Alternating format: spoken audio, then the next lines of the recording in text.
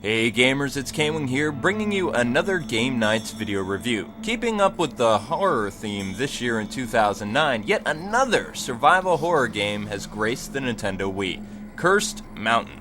Now, the story for this game revolves around the search of your missing brother, whom has disappeared. He was hired by Ethan Bennett to find a special artifact of mysterious powers. However, something happened on top of the mountain, and your brother has never been seen or heard from again. Players take on the role of Eric Simmons, an expert climber who is desperately searching for his brother. The games, like most in the genre, requires you to explore the terrain and search for useful things. The player has to climb ladders, jump across roofs, dodge rocks trying to flatten you into a pancake, and collect lots of different books and artifacts. So as you can see, some of the concepts for this game take a page out of the Resident Evil games.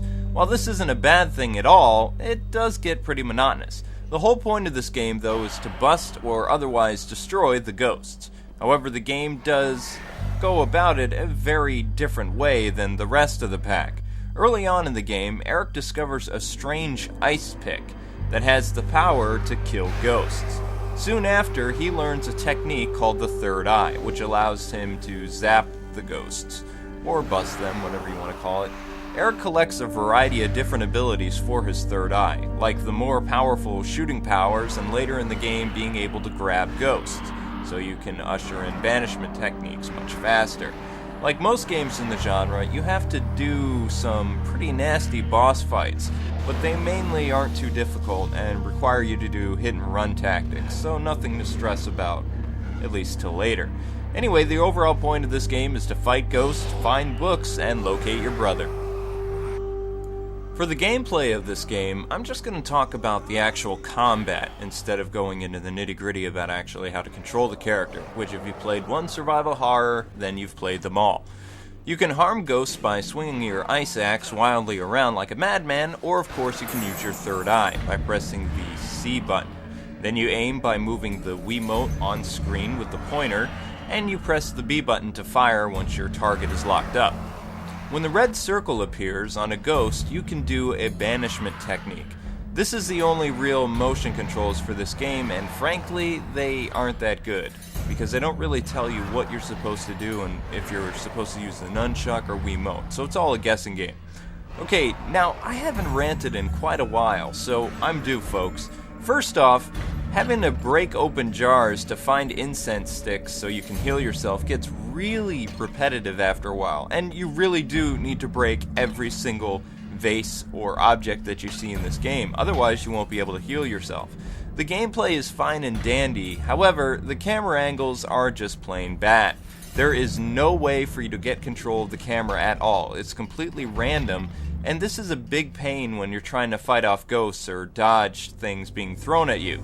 The motion controls in this game utterly fails. It honestly feels like the developers just threw this stuff in to call it a Wii title, and that's just sad.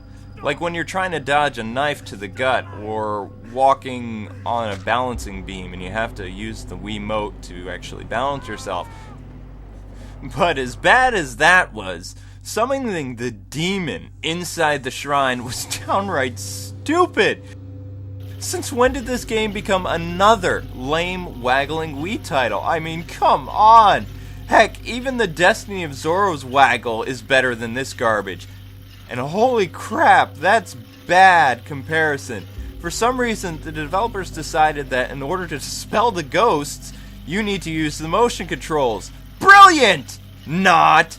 This is where the game literally seems to fall apart at the seams. Ugh.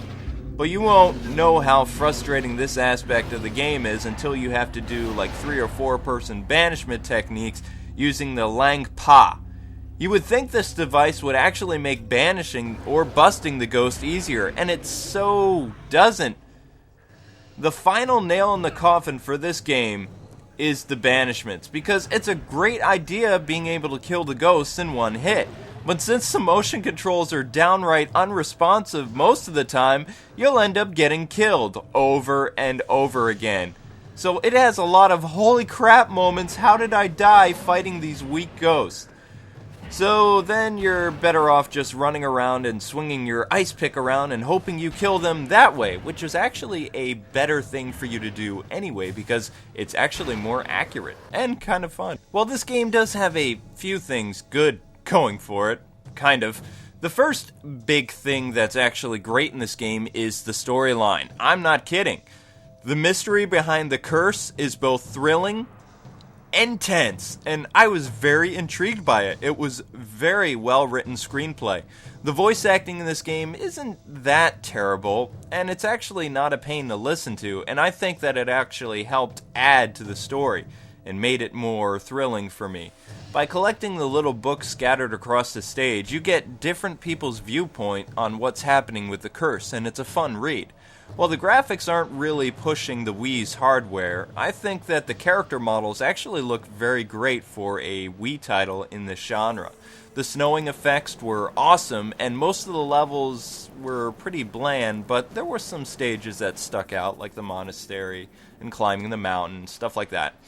The actual foregrounds and backgrounds with the different mountain ranges and stuff was very nice touch as well. The thing that I was really impressed with, however, was the particle effects for the ghosts, though.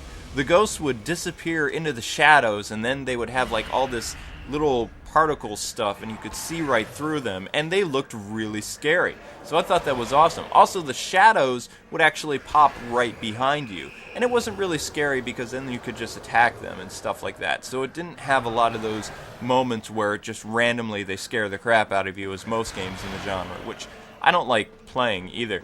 The game actually gives the players a warning for when the ghosts are going to attack. When you get too close to a ghost or you're in the vicinity where they're going to appear, the screen goes from color to black and white. And you have some time to walk around before the ghost creeps out and scares you.